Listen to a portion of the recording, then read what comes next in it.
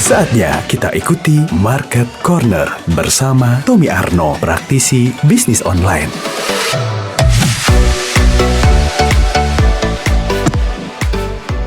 Dengan teknologi yang alami. Oke, sudah dengar Mas? Sudah, bagus. Tadi belum kedengaran. Belum kedengaran ya tadi ya.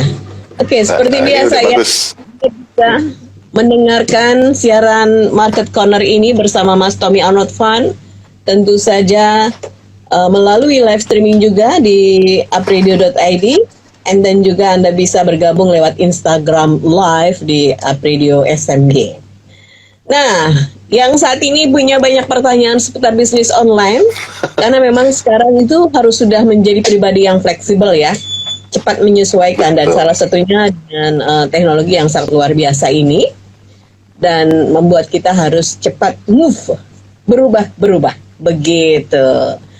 Hari ini kita akan ngobrolin tentang membangun bisnis franchise di tengah pandemi. Emang ada sesuatu yang rahasia juga, nggak tahu ya Mas di situ ya. Di sisi lain banyak bisnis yang terpuruk karena pandemi. Tapi di sisi lain ini yang kita lihat memang beberapa franchise kayak minuman ya justru bertumbuh di saat pandemi ini. Nah ini seperti apa sih sebetulnya kiat-kiatnya? Nanti Mas Tom bisa share ke kita. Dan juga Anda yang punya banyak pertanyaan bisa akses nomor WhatsApp kami di 0878 333 400 atau melalui Instagram Live di Apradio SMG. Silakan Mas. Ya, ini membangun bisnis franchise-nya kita sebagai pemilik franchise atau kita beli nih Mbak? Itu dulu nih. Ya, soalnya beda ini nanti strateginya akan beda. Strategi ya.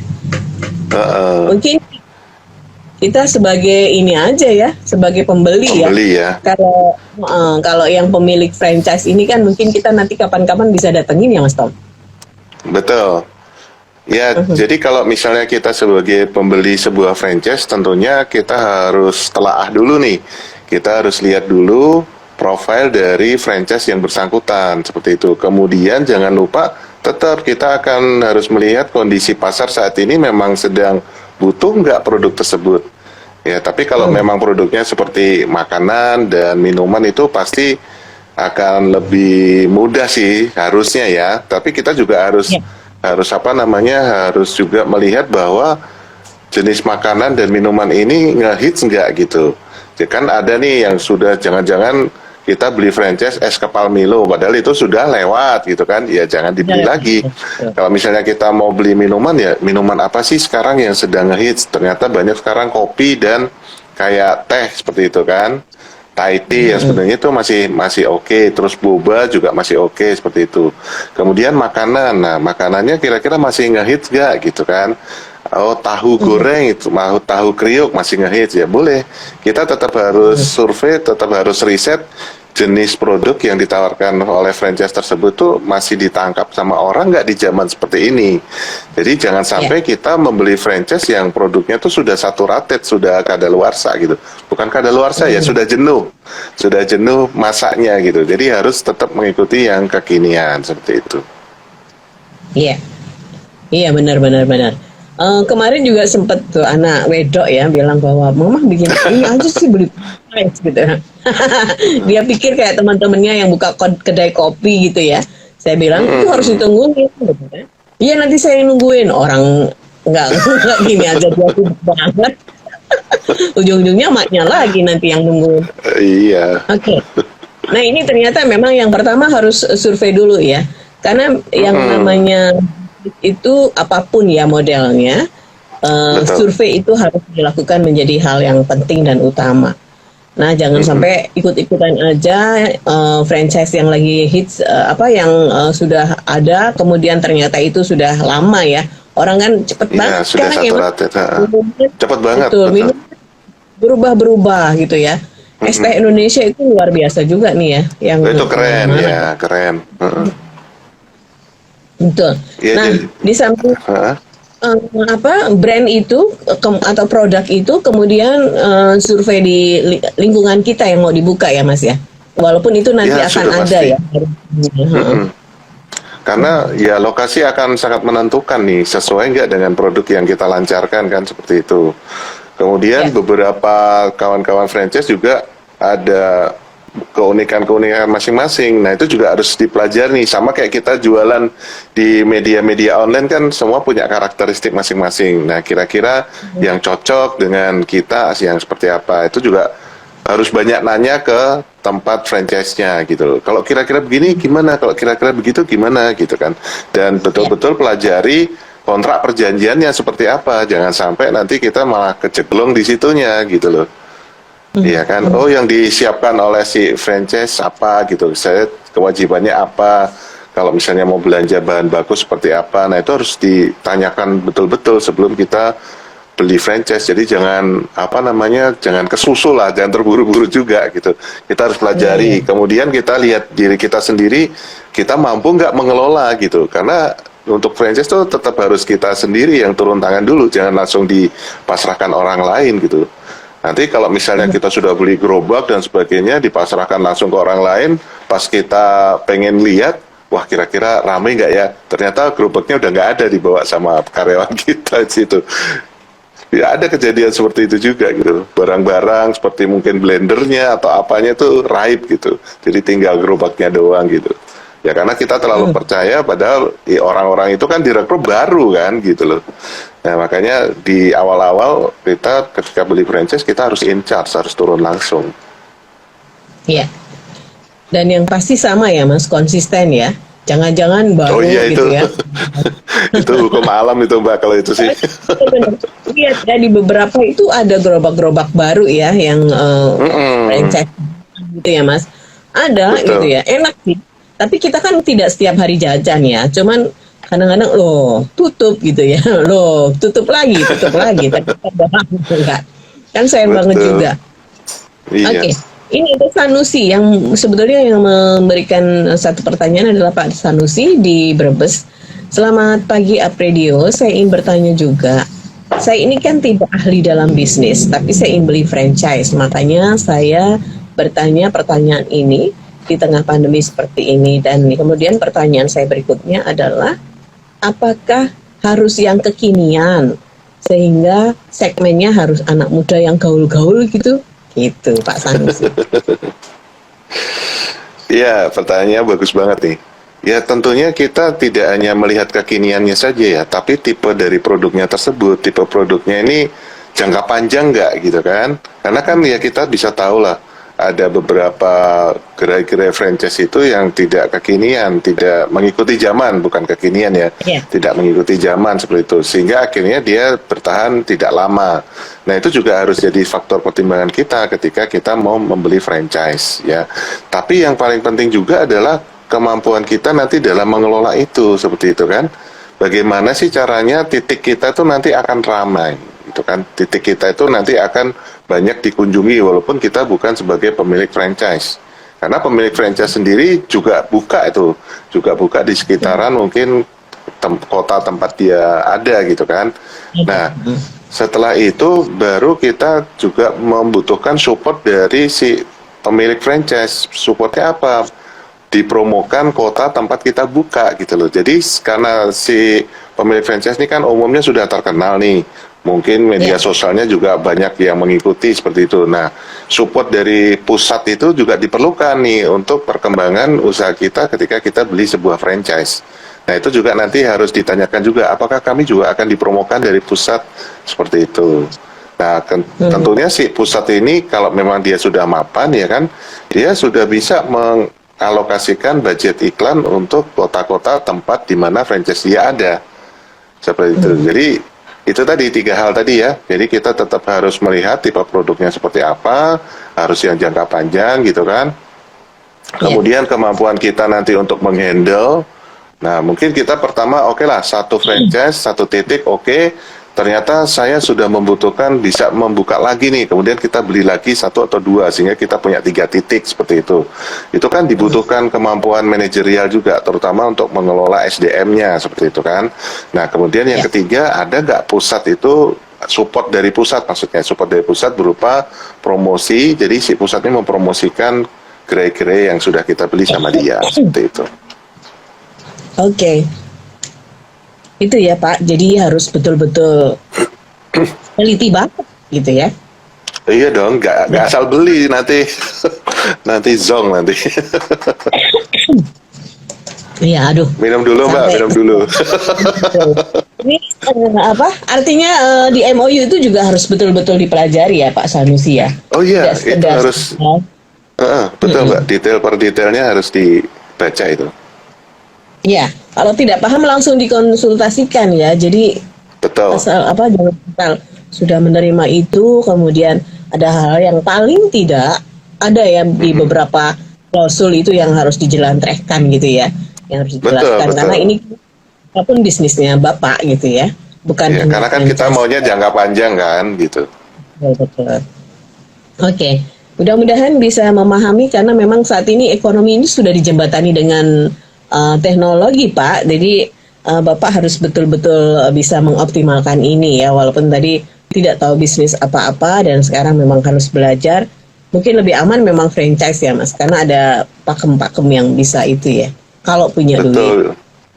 Dan kalau lebih pengen ini lagi, misalnya franchise A gitu kan, kalau di bahasa marketingnya pasti akan ada foto-foto ketika gerai-gerai franchise A tersebut lagi banyak orang yang ngantri gitu. Nah, Oke. sebaiknya saya melihat dengan mata kepala sendiri gitu. Jadi misalnya ditungguin gerai A gitu di kota mana ya, kita bela-belain lah nonton gitu kan.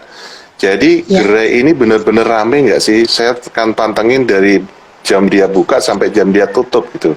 Sehingga benar-benar kita melihat, oh iya benar produk ini memang rame pembelinya gitu kan. Di luar titik yang strategis ya. Nah itu juga harus kita lihat dengan mata kepala sendiri sih, sebaiknya seperti itu. Jangan sampai, karena kalau di foto aja kan memang ya di foto pasti ya rame gitu. Apakah dia tiap hari rame?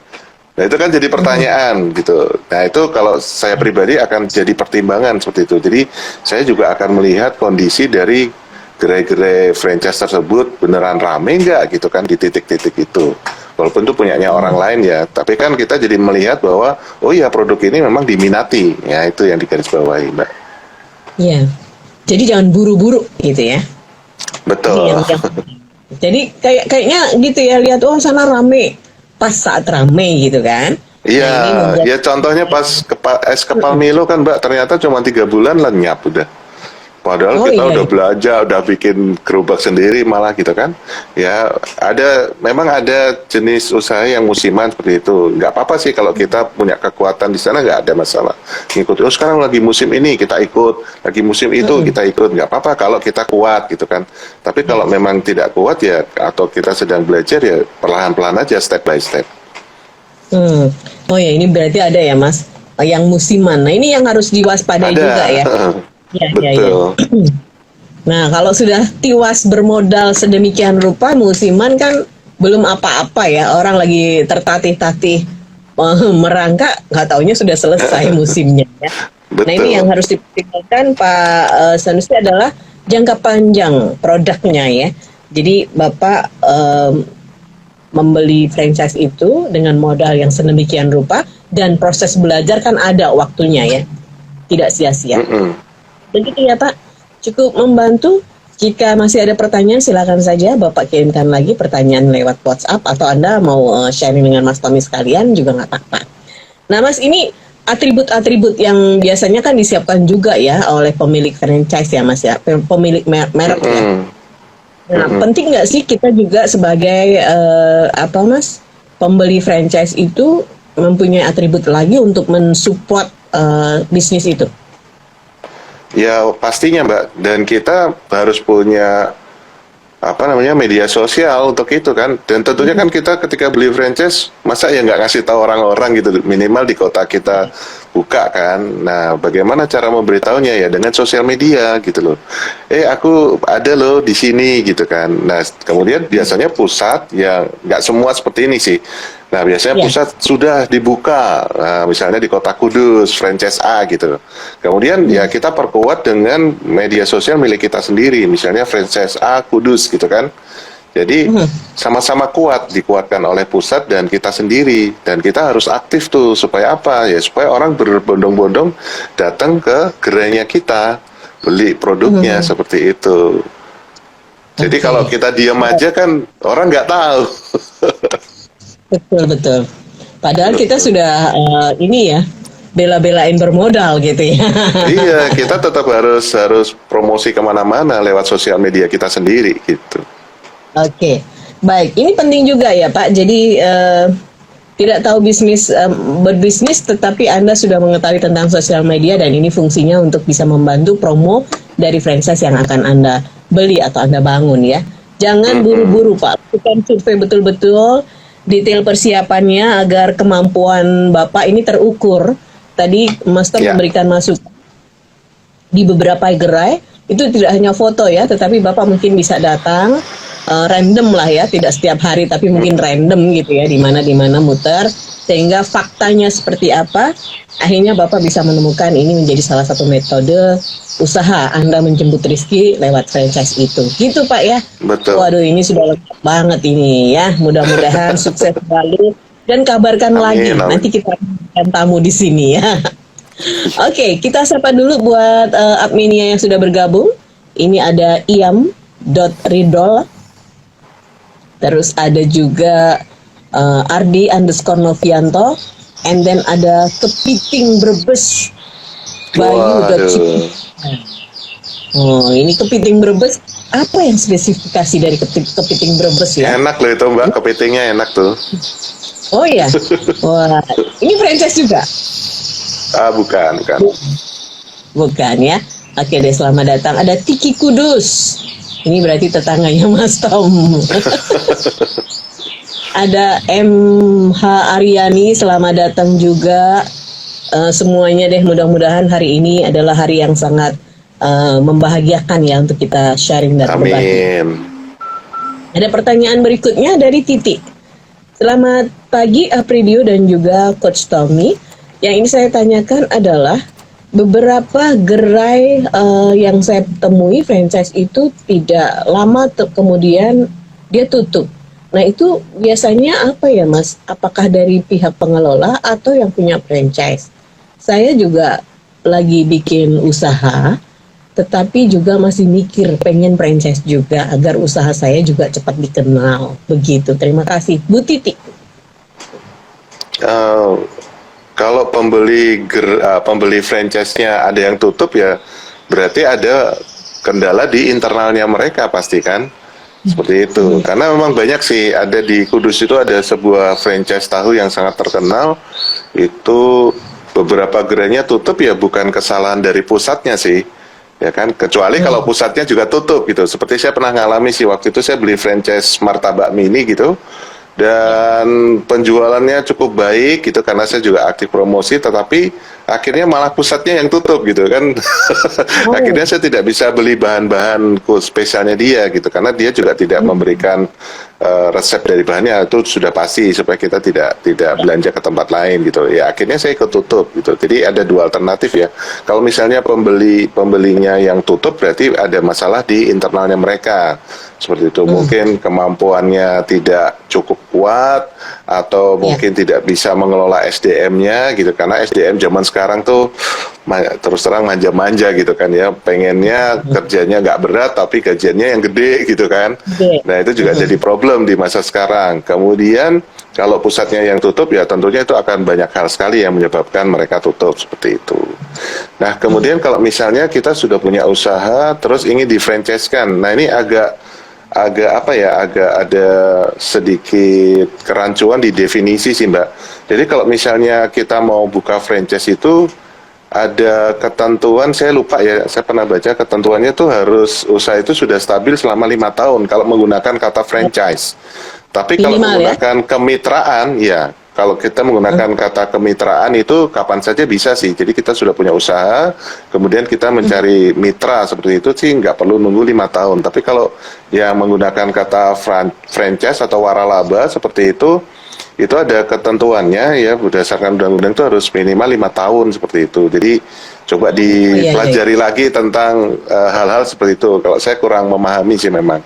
Tapi ketika berdiskusi sama teman-teman di sini yang punya franchise ya mereka seperti itu, sehingga mereka akan menjualnya tuh bukan franchise tapi kemitraan seperti itu. Kalau kemitraan sih bebas, tidak perlu ada jam terbang dulu gitu.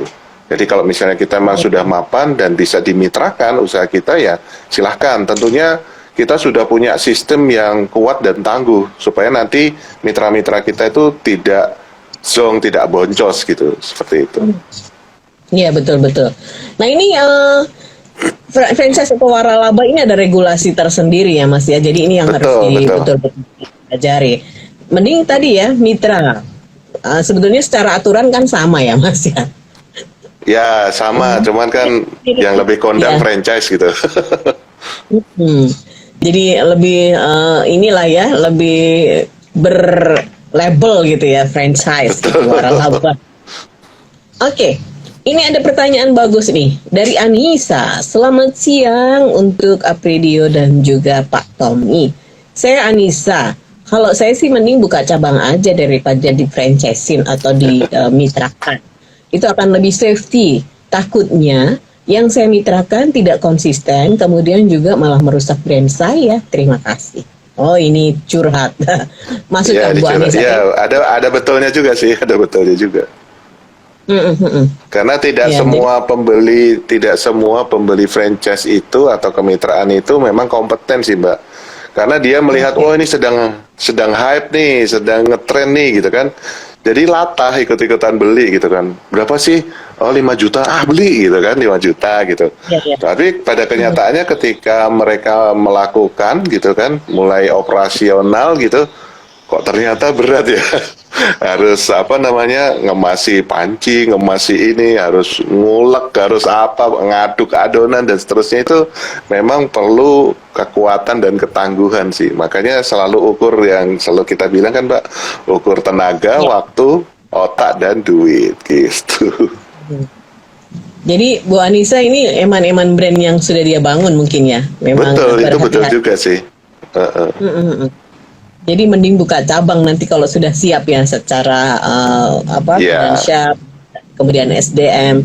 Jadi banyaknya karena cabang itu, nggak apa-apa Bu. Betul, keren. Itu akan membuat Anda semakin bangga ya dengan produknya karena memang dikelola sendiri. Ini biasanya soal makanan juga ya Mas. Kadang-kadang beda tangan beda rasa loh Mas. Betul. Ya, walaupun contoh aja sih Mbak, ya. Kan sama basicnya sama, diajarin juga, SOP-nya sudah dikasih juga, tetapi ada yang ngerjain dengan bersungut-sungut, sama ngerjain, wah, itu beda banget itu. Benar. Paling gampang Mbak, mie instan kan Mbak, kita bikin mie instan. Kenapa kok kalau misalnya saya buat sendiri sama saya beli di warkop gitu, kok enak yang di warkop ya? Iya benar. Bikin sendiri tuh begitu ada takarannya. Benar. Kalau dibeli di Mbak Dut kantin itu beda. Telurnya bisa. Iya betul. Sama aja gitu. Oh iya. Nah, memang beberapa fenomena yang terjadi menfranchiskan atau mewaralabakan ini di samping ada regulasi, beberapa pemilik juga pasti pengen bisnisnya ini long term, kemudian dijaga ya Mas konsistensinya dan juga brandnya. Nah ini penting banget. Makanya Pak Sanusi ini perlu hati-hati dan juga jangan buru-buru deh Pak. Kalau memang biasanya dipelajari dulu. Sudah punya modal dan gregeten ya ini uangnya ngapain gitu ya, kira diaplikasikan dalam bisnis. Karena rata-rata franchise kan terjangkau Mbak, mulai dari 3 juta sampai 5 juta atau yang paling mahal mungkin 12 juta gitu, tergantung dari nanti apa yang ditawarkan gitu. Tapi terjangkau sih, sangat terjangkau untuk zaman sekarang gitu. Nah, tetapi masalahnya kemampuan kita mampu nggak gitu, itu perlu disinkronkan dulu sama bidang usaha yang nanti akan dijalani kan gitu. Baik, ini ada Lina. Selamat siang Apridio, selamat siang Mas Tommy. Saya Lina, kebetulan kalau saya ini bisnisnya adalah membuat produk souvenir. Nah, bicara soal franchise, sebetulnya saya sih agak sedikit was-was juga. Karena beberapa orang yang franchising biasanya merusak juga nama saya gitu. Oh, ini lagi berbagi. Nah, ini yang saya tanyakan kepada Coach Tommy, bagaimana kita menyeleksi juga orang-orang yang mau bermitra dengan kita atau tadi yang disebut sebagai rekanan. Sebagai mitra, betul ya? Sebagai mitra dalam usaha kita. Terima kasih. Nah, ini kalau konteksnya kemitraan atau franchise memang agak sulit ya, karena biasanya pemilik franchise itu adalah goals-nya atau tujuannya adalah franchise-nya tuh dibeli gitu. Nah, masalah nanti si franchisee-nya ini kompeten atau tidak tuh agak sulit seperti itu. Ya, sama ketika kita mau bikin reseller nih, apakah reseller kita tuh akan loyal atau tidak juga kita tidak bisa menjamin gitu kan. Yang ada adalah kita selalu memantau perkembangan mereka. Bagaimana perkembangan usahanya, Pak? Nah, itu. Jadi kontrolnya ada di kita, bukan mereka nanti harus menunjukkan sebuah capaian tertentu. Nggak bisa seperti itu. Karena kemampuan orang kan kita tidak pernah tahu sebelum mereka berbuat, betul ya? Jadi ya kita yang memantau. Oh, cabang saya yang di Tegal gimana ya? Cabang saya yang di Toka ini gimana ya? Caranya ya kita bertanya sama mereka. Kalau misalnya ada tim khusus gitu ya, kita keliling tuh mengelilingi mengunjungi tempat pembeli-pembeli kita seperti itu. Jadi kok di sini kurang ya, kira-kira ada masalah apa gitu kan.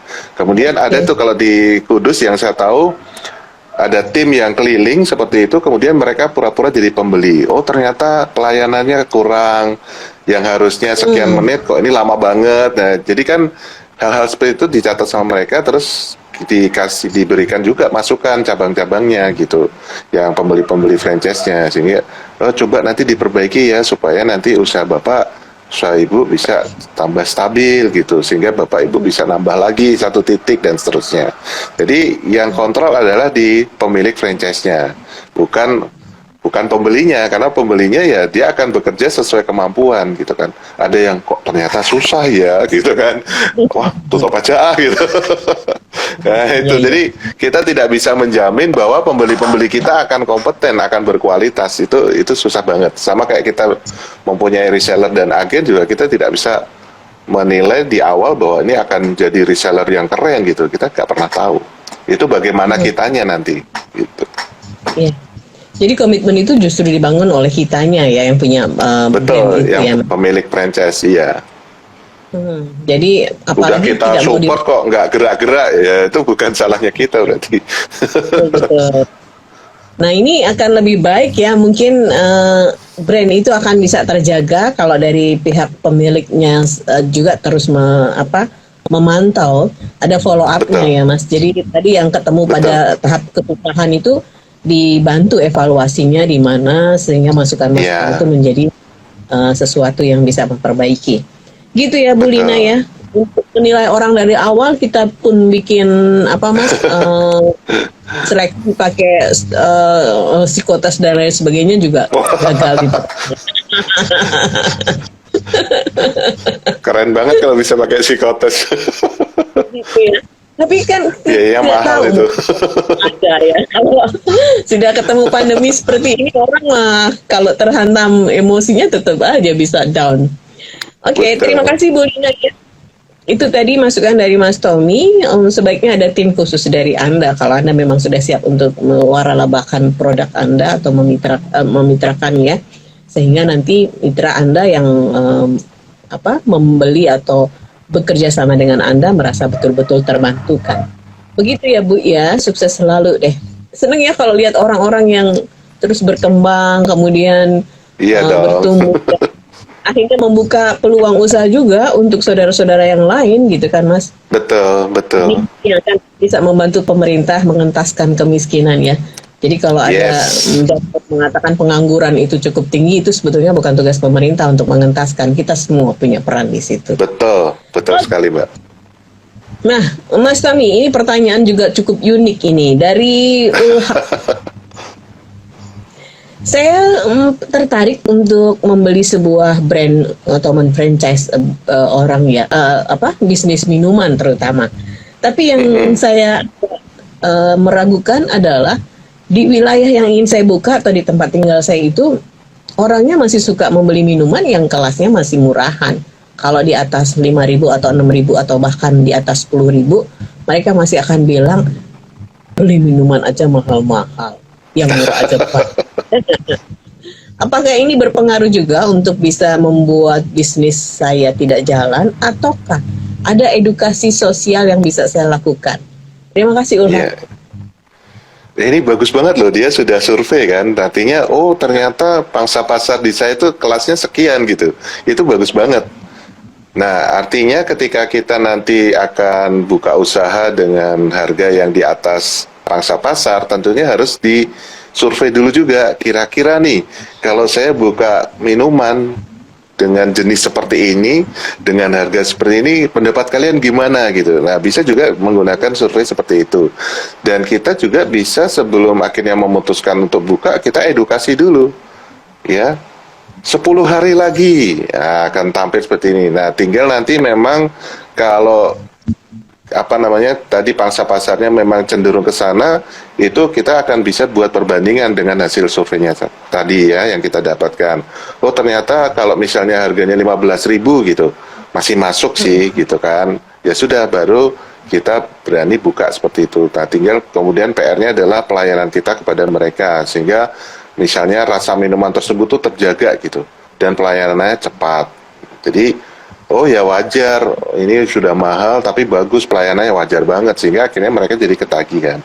Karena yakin deh, mohon maaf ya, minuman yang kelasnya di bawah dengan minuman yang di atas itu kan mungkin racikannya pasti akan beda sesuai dengan kualitas dari bahan yang digunakan. Itu akan memberikan nuansa rasa yang pastinya juga berbeda. Sehingga kalau yang premium ini masuk, ya dia akan terus beli sih walaupun harganya di atas rata-rata seperti itu. Tapi sudah bagus sih Mas atau Mbak ya, Mas Ulhak tadi melakukan tahu sebetulnya, oh kondisi pasarnya seperti Survei. ini gitu. Nah tinggal pilihannya apakah juga akan ikutan menjual dengan harga yang sama atau jadi beda nih dengan harga yang sedikit lebih tinggi seperti itu. Iya. Itu nanti tinggal pilihannya Mas Ulhak ya. Dan yang membedakan itu apa sehingga orang mau ya Mas memilih produk?